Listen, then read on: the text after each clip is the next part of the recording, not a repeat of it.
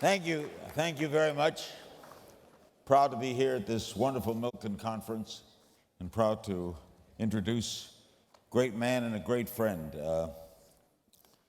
Just a little background. About 2.5 years ago, Carlos Slim has this big conference in Mexico City in which he gives out scholarships. And they called and asked me to be a speaker, the keynote speaker, and I went down and they said I was limited to 20 minutes, which to me is like phoning it in. So they extended my time. We became friends. He came to the house. We had dinner. He did my show. And then finally we formed Aura TV, which is now on the internet. We're distributed by Hulu. We started in July. We've done over 170 interviews already. We're increasing every week. So he is my partner. He was poor, he needed help. So I brought him in. He is an incredible man, and we're going to be here for an hour, and we hope you enjoy it. When you see the billing, it says richest man in the world. How does that make you feel? Good afternoon to all. Good afternoon. No, How do you feel? no, nothing. Nothing? No? Are you going to leave me like this, hanging? What do you want me to say that I feel? Do you have a special feeling? No. Really? Really? You don't feel a sense of accomplishment? A sense of? Accomplishment. No, I think the accomplishment is not economic, usually. So you don't feel that sense? No.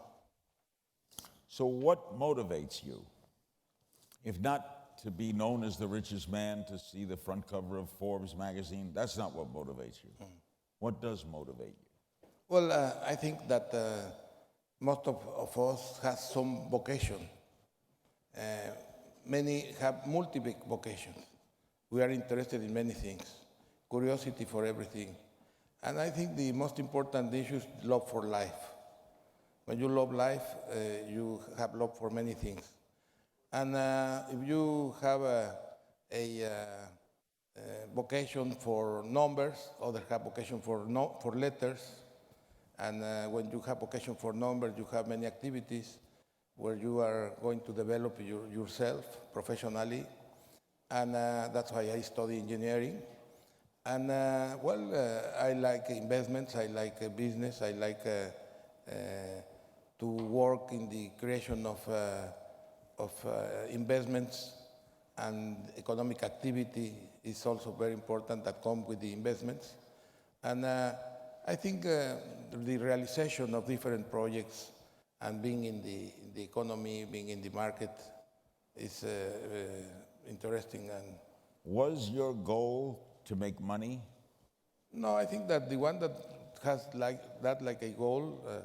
Not your goal. No, I think that's why there are so much financial rambos, no? Gamblers, gambling, trying to bet to win a lot of money. That's a kind of gambling more than other thing. When they want to win only. Do you have more passion for one business over another? Is they interested in more in one thing than another thing? Because you're in so many things. Yes.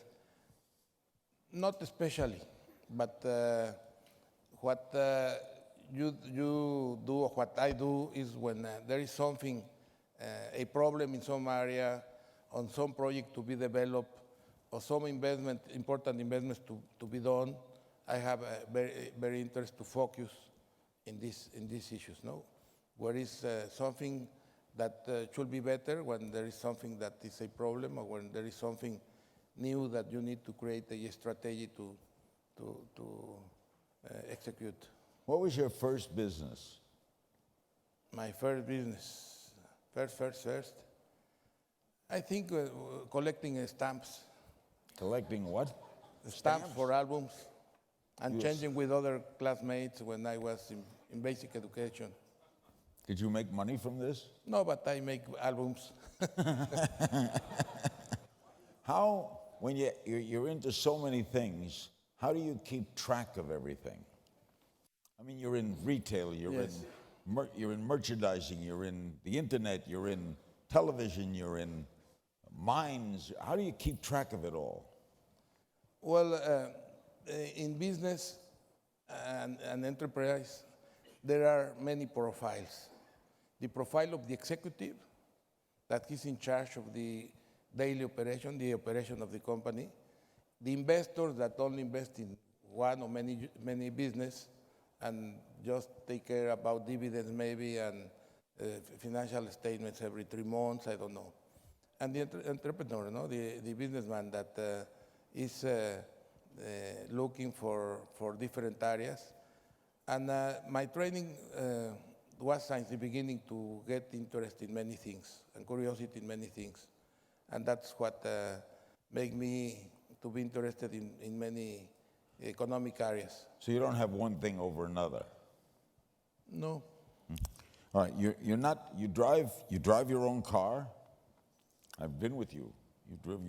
You live in the same house for 40 years. You're a humble man. That's to drive your own car is not humble. It's just that you have a car. What keeps you grounded? In other words, there are a lot I of think the question is why some people don't get grounded. Right. The regular thing, the basic issue is to be grounded. The people that levitate or fly away is the irregularity, not to be in the ground. So you don't think about things like that. No, I think that most of the people in the world is in the ground. What about security? You have a lot of security? It's, by some reasons of that we have, we use security, but it's important that I have never had any problem of insecurity in my life. Never. Till now, never. You ever worry about it? You're worried that I never have insecurity? No. Do we read about problems in Mexico. Do you ever worry about Well, your physical living? well, we are having difficult times with the crime and drugs, but they are in his business. They are mostly fighting sometimes with the police and between them. But you don't think it affects you at all? Not until now. It's like I suppose was here in Chicago with or in other cities with the dry law, that the violence was not against the society or against the people, was between them, the police, and. You don't worry about it. No, well, we worry that the U.S. sell the arms to the crime. No, there is a war. Here stay the drugs and the dollars, and they stay the violence and the arms in Mexico. All right. Colombia. Your gift, do you think it's a gift, the ability to just do business well? And you succeeded in so many things. You think you were born with that? I think always is a combination of genetics or born, like sports or like any activity. You have the combination of born with that, and education and training and work, etc., experience, circumstances. You have but you love business, right? You don't? You love business. I love to invest and to create economic activity. And you could read a balance sheet. Well, Do you think you were lucky? oh, actually, I learned not until I was in the 20s. I don't understand why in one side was the same of the other in the balance. Why did it have to match? Yes, until I understand that one thing, what is what you have, what are your debts, and the difference is what is yours. It's only arithmetic. Simple. Simple, very simple. Anyone could do this. Your parents are Lebanese, right? My mother born in Mexico, and my father arrived to Mexico when he was 14 years old. Do you feel any ties to Lebanon? Excuse me?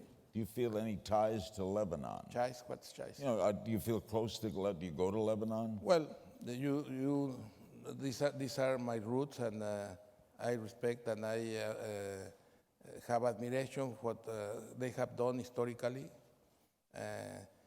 The Phoenicians make a lot of changes in the world. Were very influential in the Western world 30 centuries ago, and I am clear of what they have done and what is the history of Lebanon, but also the history of Mexico. That is very rich also. How important, Carlos, was your father? A lot. Too much. Too much? Well, He instilled values in you? sure. Most of them. Because when you are very young, is when you learn most of the things. What was your first job? My first job was with my father. You worked for him? Yes. What business? Yes. What kind of business? Well, in commerce. Actually, he sent me to look the competence which prices used to have. And I feel like a spy because it was just after the Second War, looking the prices of the competence and going to the store, and after that to have some register. How did no one's successful at do you consider yourself lucky? Excuse me, You think you had luck? Luck in business or luck in life? Luck in life, I think so. What about luck in business? Also. I mean, you I think the circumstances are very important. You do. Yes, the circumstances are important. What was your first investment where you put money into something? I think, well, I opened a checking account when I was like 11 or 12. And, How old? 11? Yes, something like that, 500 pesos. A bond, I bought a bond also. And then I think like 13, I bought some stocks of a bank. You bought stock at 13? Yes, something like 13 or 14. Do you remember what the stock was? Yes, a bank. My father used to have 1% of this bank, and I bought 30 stocks. So, have you had failures? Failures? Yes. No, what I say to my children, you need to have failures, but try to make small failures, small mistakes, also in business and in life, not to make big mistakes. You learn from mistakes? Always.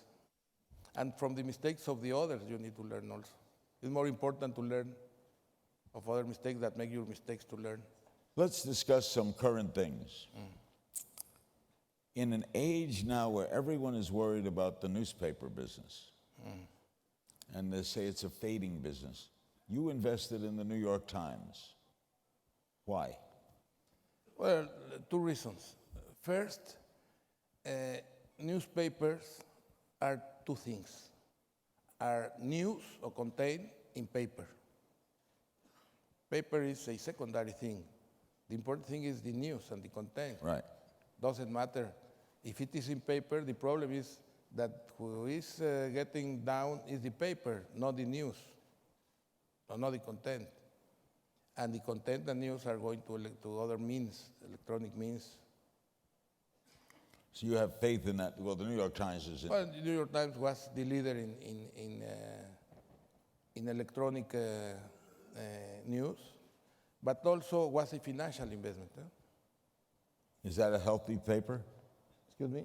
New York Times, a healthy paper? I think so. A healthy I mean, it's in good shape.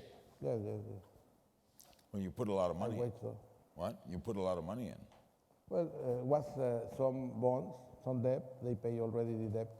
They paid you back already. Yes. That was pretty sharp. I was the interest, I guess, you got too. All right. Very warm. This. How do you look at the economy today? What's your overview of the world? This is a major conference, and economy is on everybody's mind. The world economy.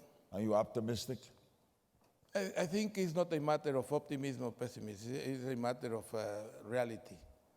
I think we are living a new civilization with new paradigms. You need to have a new vision. And I think they are not doing the right things. I think that especially the Western world, looking for a policy of benefit for people, has chronic fiscal deficits, and they have done too much political and supposedly social benefits that were unsustainable. When 50 years ago, the age of retirement was 65, the average life was 60 maybe or 55, and now that the life expectancy is 85 or 90, they get down the pensions, and now if you put actuarially these figures, all of them are bankrupt because they have a big debt there. And I think they are doing a bad solution of the problems. They are using only political and fiscal policies that were used in the 20s, in the 30s, that don't work now. And in the past, for the underdeveloped countries, they use very strong fiscal policy. That means that the crisis was paid by the consumers with a decrease in the consumption.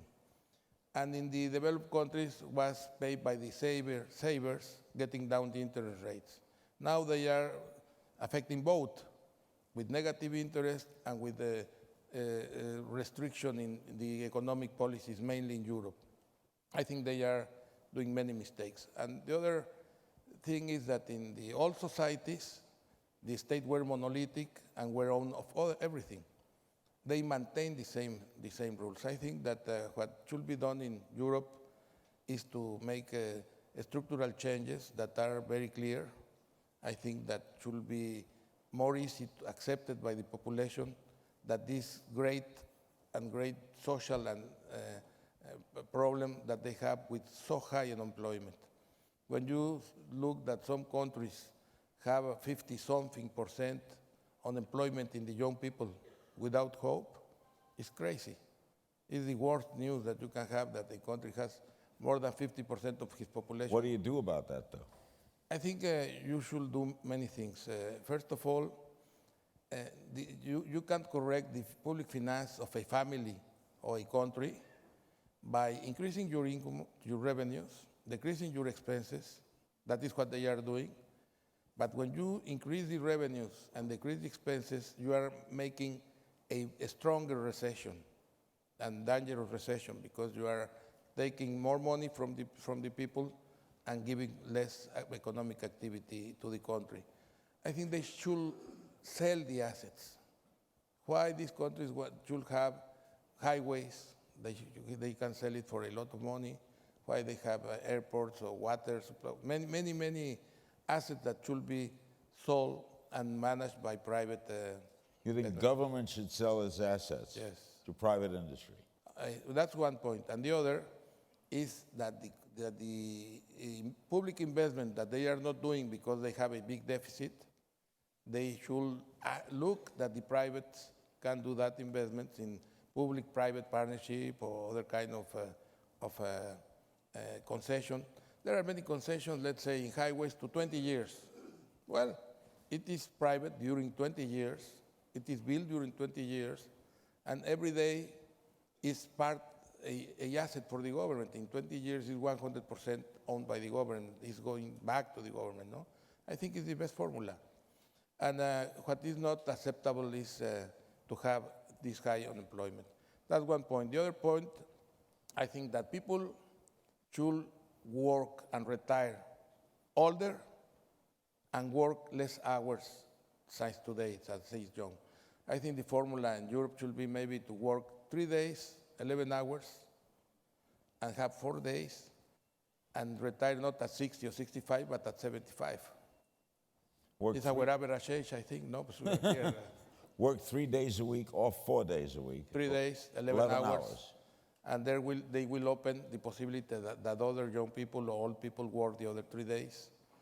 Now you need to have the machines working 24 hours and people working less. If you look what do the technology and the new society and the civilization since 7,000 years ago, is that technology increase productivity and make people work less. In the past, you need to have slaves and you need to have people working all the time to make it efficient. Now you need people to have time, to have money, to be part of the market, to be part of the economy that will refeed the development and growth of the countries. If you have 4 days today, instead of having all the days free when you are 65, it's better. You have it young, you have more people with activities, the quality of life is better. If you remember, we don't remember, but people used to work 72 hours, then go to 60, and then go to 48. Now they are working 35, I think, because it's 9 to 5 is 40 hours. Less coffee break and lunch, etc., 30 something. So you can work 3 days, 11 hours, and retire at 75. And more people would work then. More people will work, because you will open the space for that. And these people that is working 3 days and have 4 days free, they will get involved in more entertainment, more culture, traveling, tourism, and you will create more jobs around also. That makes sense. Thank you. I understand. So how do you adopt that? Who does that? What is the problem in, let's say, each country, Spain or any other country? In the last 5 years, they have the same wealth today that they have 5 years ago. They have the same income per capita. If they have problems, the gross national product fall down 2%, 1%, is flat, 3%. That's the same that before. If it was 40,000 per capita, still 40,000. That's why the problems are because it's not good a conduction. And as much as the technology has improved productivity, there need less people for the same thing, and there are many people that cannot find a job because the increase in productivity. That means that all the society should work less hours and more time. How important is the United States in all of this? Very, very important. Very, very.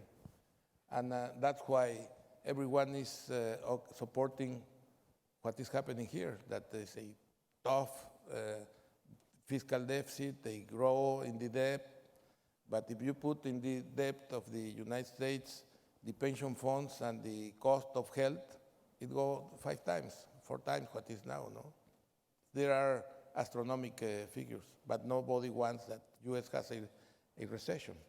But do you have faith in the United States economy? Yes. The American dollar? Yes. What do you think of Obama? First, there is not other one. What? First, there is not other currency. By exception, there are the dollar. There are not an alternative for the dollar, no? Right.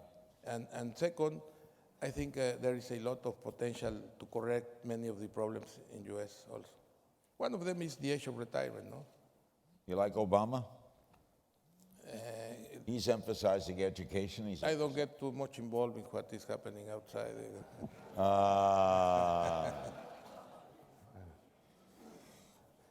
Well, he's certainly put emphasis on education, which you are major for that, right? I think education should be changed completely. How? With technology.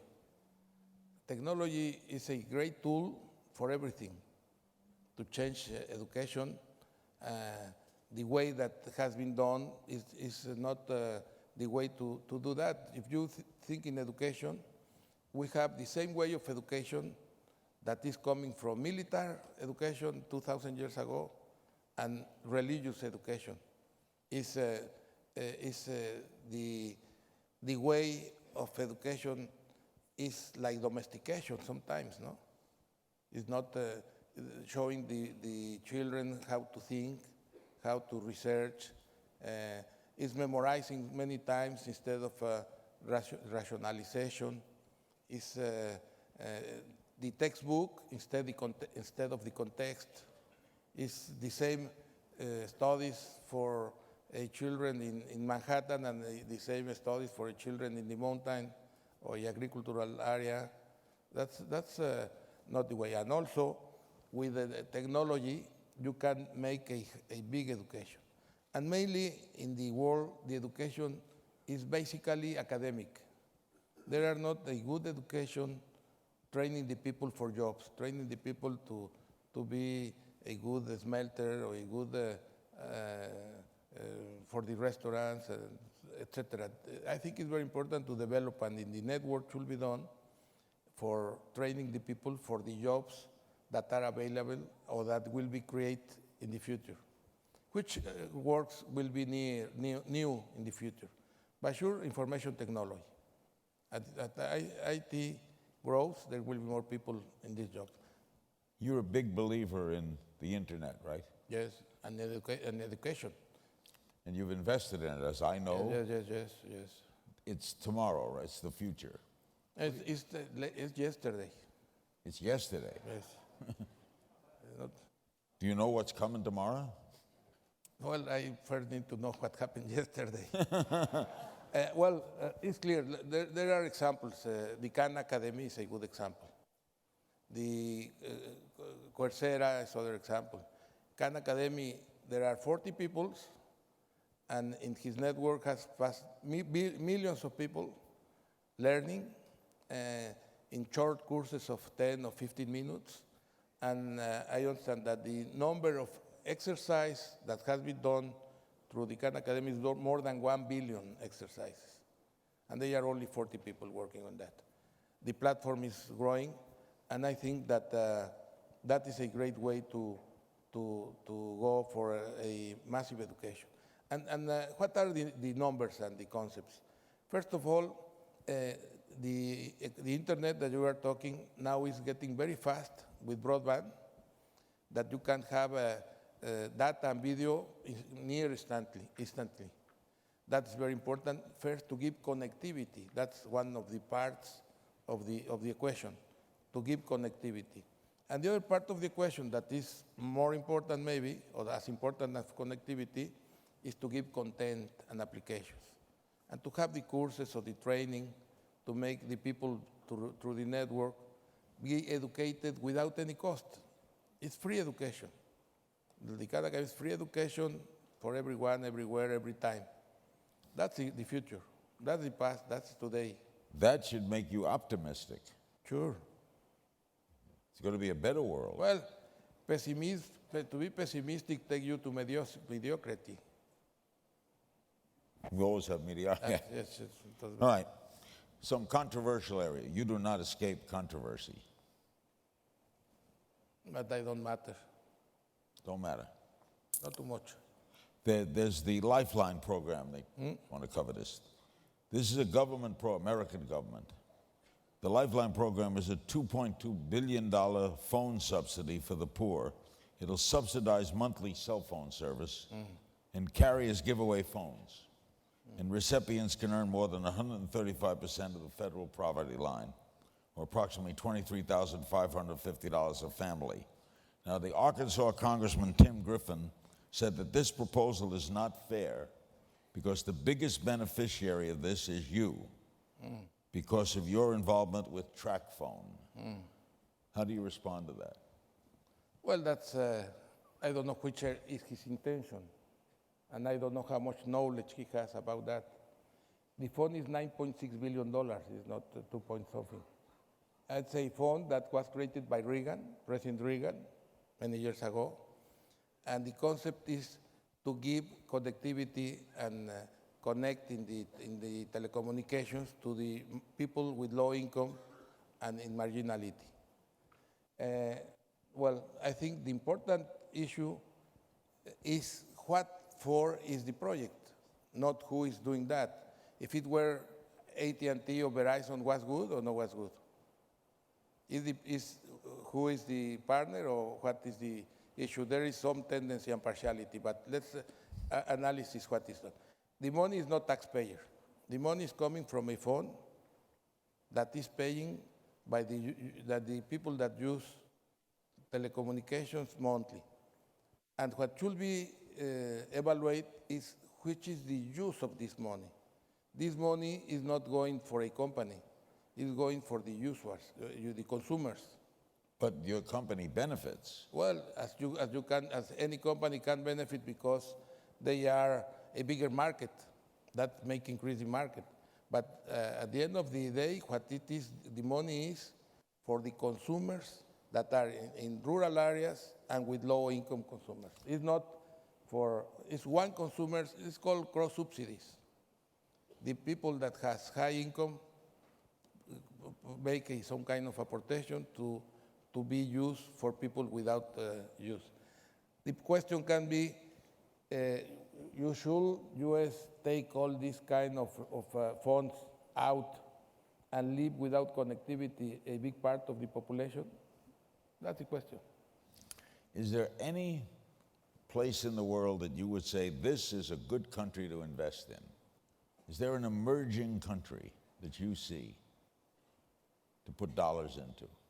Well, I think one of the points we believe is that there is always good times and places to invest for the people to know how to invest and where and can do that, no? But I think in this situation, Latin America is a very good place to invest. I think many countries of Asia, Indonesia, is doing very well. I believe that in Latin America, many of our countries has $10,000 per capita, around that. That's Chile has 12, Mexico, Brazil, Colombia, and Argentina, and Uruguay. We have some kind of income per capita that if we can grow 5% the next 10 years or 15 years, we will break the barrier of underdeveloped. When you arrive to 15,000, you go ahead because you create middle classes, you increase the market, you make bigger the economy, and the economy is sustained and grow. We can see that in Asia, in Korea and many other countries, when they go to $15,000 or $14,000, they follow growing faster. We are seeing that in Spain and in Europe also 25 years ago. And most of these 5 countries, or 6, Uruguay, Argentina, Brazil, Chile, Colombia, 6 countries, are near to break the barrier of underdevelopment. I think that can be very important because when you break this and creating big middle classes, the economy grows faster. What if war happens? What if we saw what happened in Boston? What if suddenly we have horror occur in the Middle East? What does this do to all the world economy? What should be done that with the world economy? What happens if? I think to the people, to the young people, it's important to have a good education, to be a better option for jobs. I think that you need to have economic activity, investment to have economic activity, to offer to the young people not only hope but reality, that they can find a job that they like, that they can have a future working, and I think that's very important. And also some kind of policies that of the financial system that when someone is not paying, they take out from the property. They should look if the asset has the value. They should extend the time, because if someone cannot pay because has not a job, it's crazy to take out of home, no? That kind of things that have a big social claims and how you say in English, malestar, that you make people to lose his hope and to lose his house, and that you cannot make people to go to this kind of marginalization after being middle class, to take the revenue down. That's not fair. That's not a way to do that.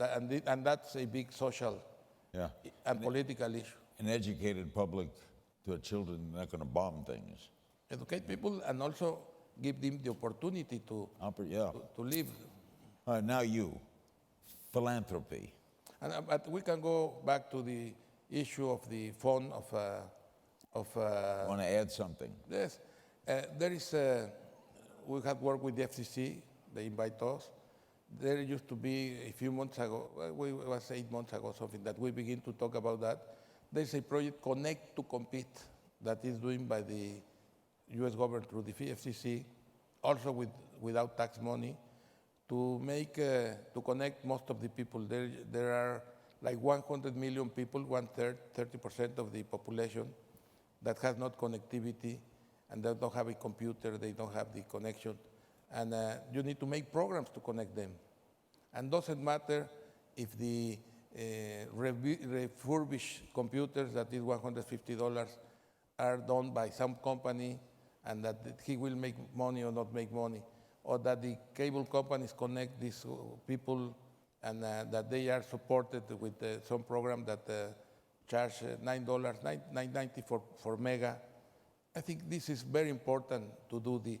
You don't need to confuse the tools with the targets. The targets are to connect people. The targets are to communicate people. And the tool can be different.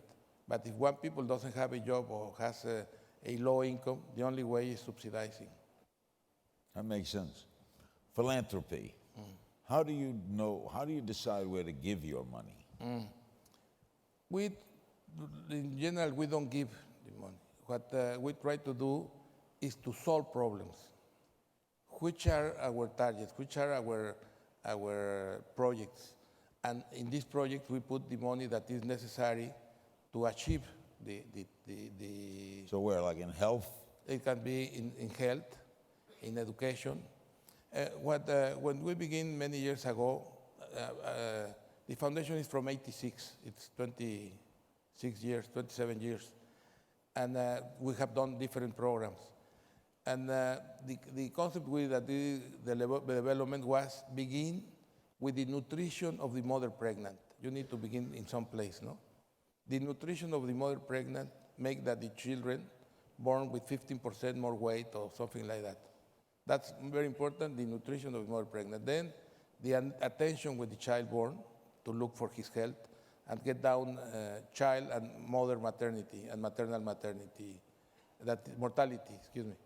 And then the health of the boy and the nutrition of the boy the first 2 years. And early education, digital education, good health, and education.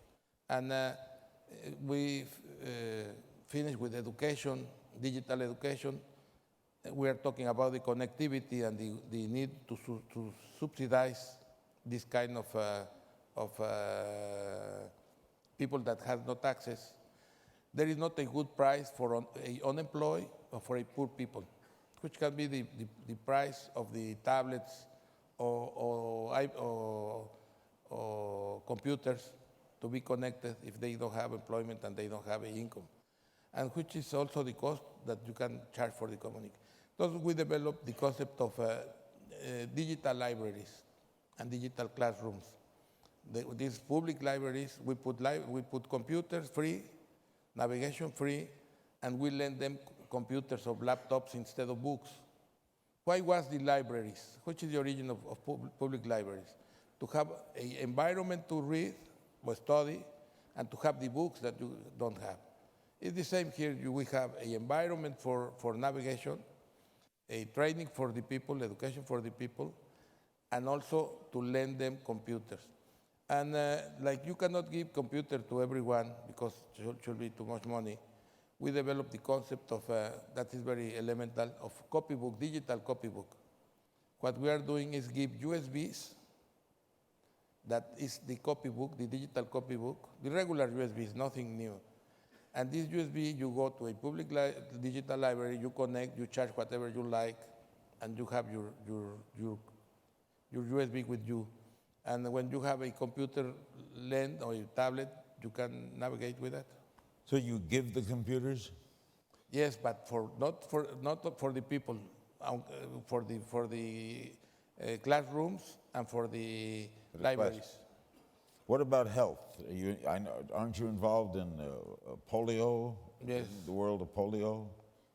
Well, we are doing many things in health, and let's say we have many programs, many programs. One is surgeries.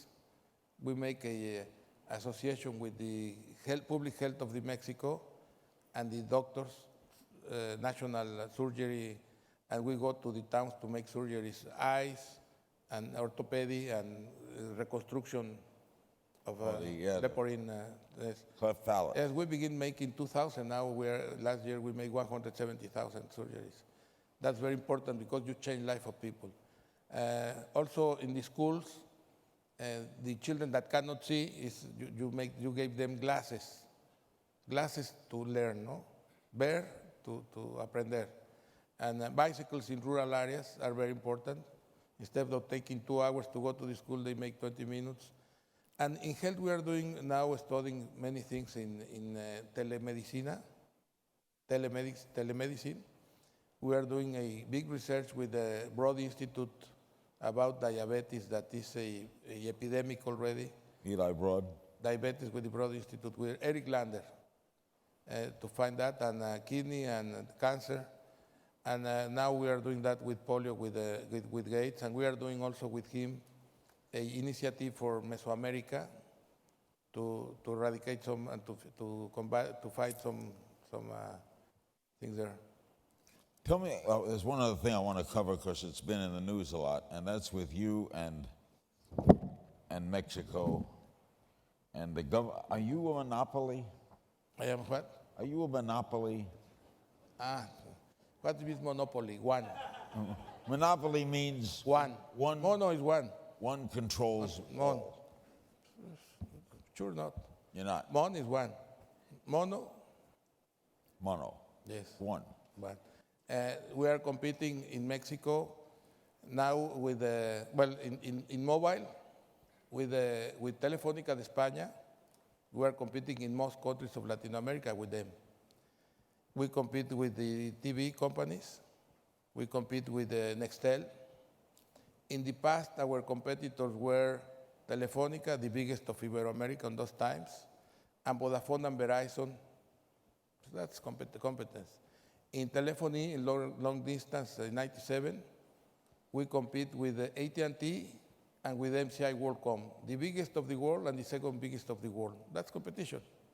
We're not competing with a smallest group. We're competing on those times with this. And now we are competing with these companies I am telling. Now, in fixed lines, we don't have license for convergence. We cannot sell pay TV. And the others have a regional monopoly. And there is Sky. It's a very big company giving pay TV. Do you like competition? Sure. Imagine that you are an athlete that runs 100 meters. You will run alone? Competition makes you better. You need to have competition and also the most important international reference for whatever you do. You need to have the highest reference to make you a good job. We are in 18 countries today, and we have competition everywhere. I don't think that there is now a telecommunication service in any place, I don't know North Korea, no, including North Korea, that there is no competition. There's no monopoly. That until I understand, there is competition everywhere. In Mexico, in US, we have 23 million customers. Some of them is the 2 or 3 don't like to this air. To Mr. I don't know the name. You're interested. You have a. By the way, if you're ever in Mexico City, there is I had the honor. You ask me about monopoly. We are not. There is not a monopoly that I know in the world now in telecommunications, but there is always something in everything that is bigger than the other. I don't know if I explain. Always in a competition, there is one that is bigger than other. Let's say here, I don't know who is bigger, AT&T or Verizon, but one of them is bigger than the other, or in any place. And there are some places where we were second in the market, and we have more than 50%, more than 60% of the market. That's real. And there are other countries where we have 15% of the market. How much of the Mexican phone system do you have? The phone system, you need to, if you put only the phone system, it should be 70-something in fixed lines. But fixed lines worldwide, all the companies have 80% market share of fixed lines because nobody wants fixed lines. I don't know if I explained. In all the countries, most of the countries of the world, in fixed line, there is not the interest to compete because the real competition against the fixed lines are the mobile lines. In US, I think from 65% penetration in fixed lines, 8 years ago, now it should be 35 penetration, less than 40% penetration. I don't know. I want to cover some other bases, but if you're ever in Mexico City, his art museum is one of the great museums in the world. We had the honor of dedicating it that night. You began art through your wife, right? Yes, yes. She was the one that stemmed your interest. No, I was the one who do that, and she get angry when say that she was, but she was the inspiration when I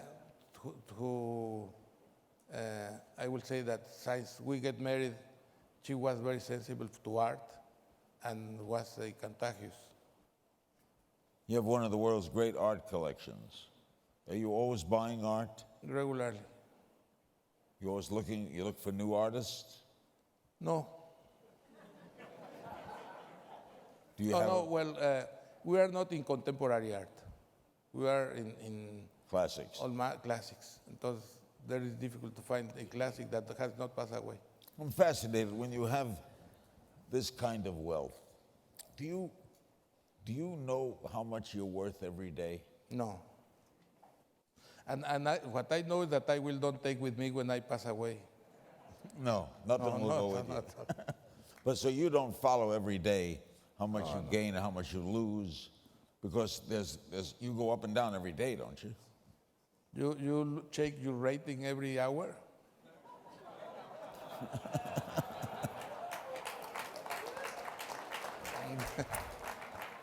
Well, Ted Turner told me once, it could be toothpicks. It's just...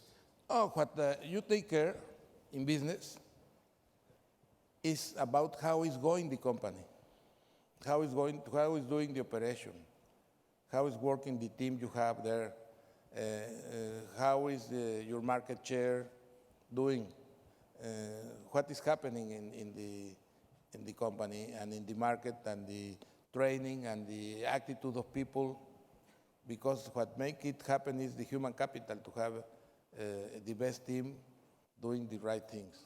That's in the companies. In the foundations, your targets are not market share or profitability, are the solution of the problems.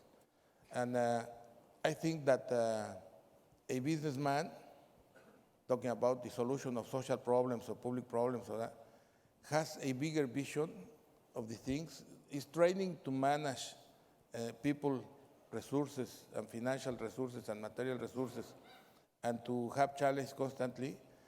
And I think that a businessman can do with $1 what a politician can do with 2 or many. So you have more faith in the business. I think the businessmen are more efficient. And also, I think the discourse, the rhetoric is a big difference, no? It's better, the politician rhetoric. But to delivery, it's the private sector. The businessman need to delivery. You cannot make a company and develop a company just with the speeches. You need to have facts, realization, and delivery. Do you have a favorite work of art? A favor? Work of art. Of many. No one. No. It's difficult. Many. A few. Many. Well, you have the thinker. Yes. Rodin. You have a lot of Rodin. Yes. What's it like? We're looking one that. What's will it come like in 2 to be years. you? Eh? What's it like to you live a Humble life, though, don't you? I mean, it's very interesting. No, I will say natural life. natural life. I think common life. Well, it's your life with family and friends. Is that what? Friends and family. You're very close. Your sons and daughters. Yes. You have 3 sons and 3 daughters, right? Yes, They're all you're very family oriented, right? yes, Family's important. very important. Your sons are in your businesses, right? Yes, but they decide that, eh? You didn't force them in. No, I told them that they decide because if they go by force, will be very bad for them and they will bankrupt the business. Do you? We say by force, neither the choose get in. How did you keep them in check? You know, when they grew up with wealth, they grew up in prosperity. How did you keep a control on that? Me too. Well, that you know that you can have things, but you don't need it to have them. I don't know if I explain.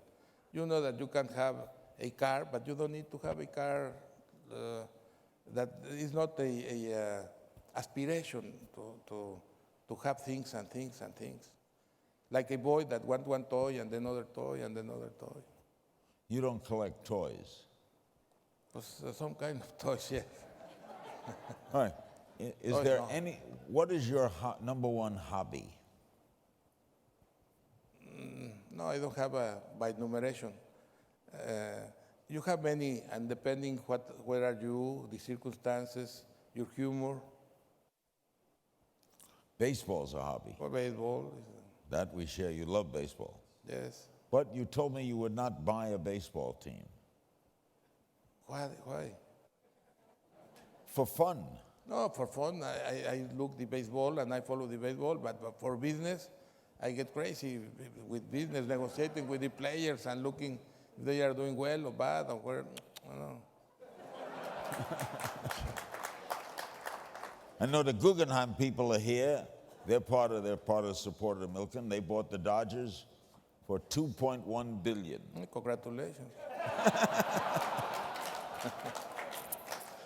But You love the Dodgers. no, to me, if you're a baseball fan, you're a fan. You're a great Yankee fan, and you love the Yankees, and you know all statistics, and we've talked about this a lot. Why wouldn't you, with all the wealth you have, why wouldn't you want to own the Yankees? To own the Yankees? But why you don't understand that? What? Why don't you understand that there is no You interest? wouldn't get a kick out of that? If you like the Torre Eiffel, you will buy the Torre Eiffel or, what? No, I mean, Or make another one. just for the fun of it. The fun is to follow the Yankees, not to own the Yankees. But the Yankees are profitable. It doesn't matter to me. What I want is that they win, not that they are profitable. So you never had a desire, even though a sports fan, to own a sports franchise. Yes. Is there anything you haven't done you want to do? Many things. Like? Well, many things. Well, should I tell you what things on? Isn't there one thing you'd like to do that you haven't? Because you can do anything you want, right? No. You no, can't? No. No, What I can't you do? No, well, the biggest thing that I should like and is my challenge is what I was telling that our countries break the barrier of underdevelopment. That's what I should like. To make that the things that we have in the foundation, like targets, work, the education of the people, the digital culture in Mexico and Latin America, the connectivity for everyone. There are many targets that I should like to make it happen. I'm glad you like Aura TV. Yes, sure. And Well, it's important to me. Because it is. sure. No, we were talking yesterday, You're a wonderful partner. and we admire, like most of the people in the world, your work and your person. Well, I remember when one of the first times we met the chairman of the board of AT&T. and he told me, if you have a partnership with Carlos Slim, you have a friend for life. And, And you did a deal with him in a truck, right? You were in a car, right? yes, yes. And you were not going to go to the conference, you remember? Yeah, I remember. I got offered to go to the Carlos Slim conference. And One day before you was... one day before, I had a cold, and I thought I couldn't go. And Kurt Rappaport, who's here today, he's a very well-known realtor here, we were in a car driving to San Diego, and he said to me, "You're not going to go to the Carlos Slim conference? You ought to go." Thank you. Thank you a bunch. I'm glad I went. It's extraordinary knowing you. Do you? Whoa, this is important too, because we had the same surgery. How's your health? Very well. Well, not so well. I think I need to get down 10 kilos, 20 pounds, like always. And that, I think, is my main problem. When 20 years ago, I have a valve problem.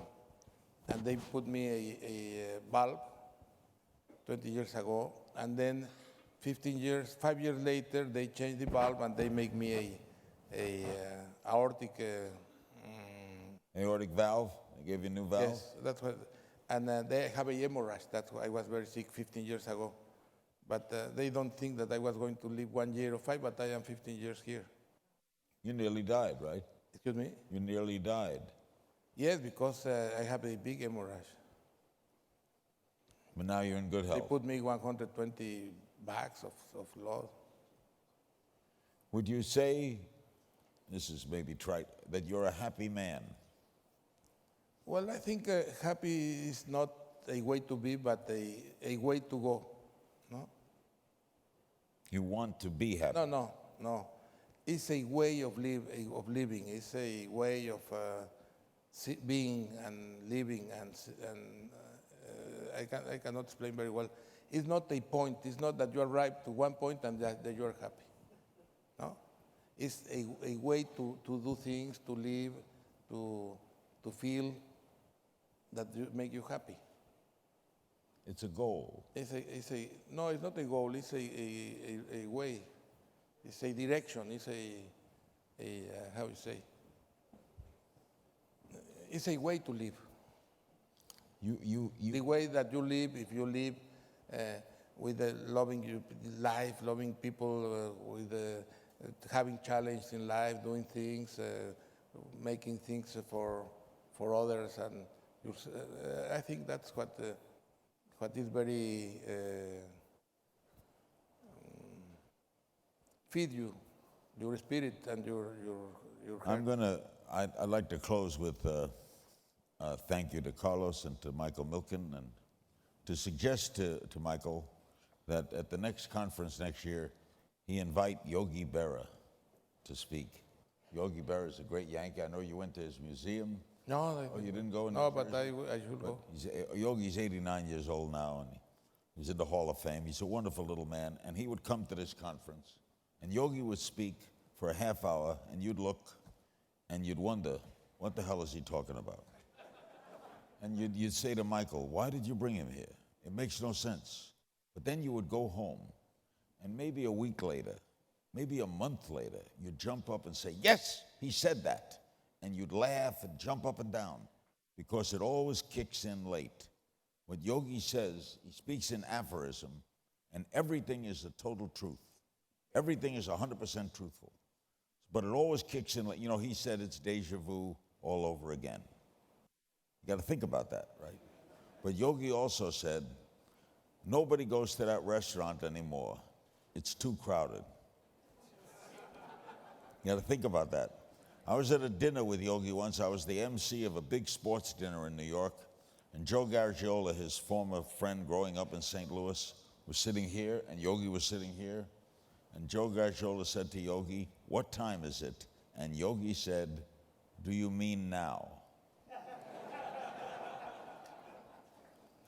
Yogi was once on a PBS show, and the subject was philosophy of life, and they asked him his philosophy, and he said, simple, when you get to a fork in the road, take it. But my favorite Yogi Berra story is he was a friend, Gil McDougall, a teammate on a great Yankee team, went over to him one day and said, Yogi, did you hear the news? What? He said, Yogi, today in Dublin, Ireland, they elected a Jewish mayor. In Dublin, Ireland, they elected a Jewish mayor. Yogi looked up and said, only in America. Thank you, Carlos Slim.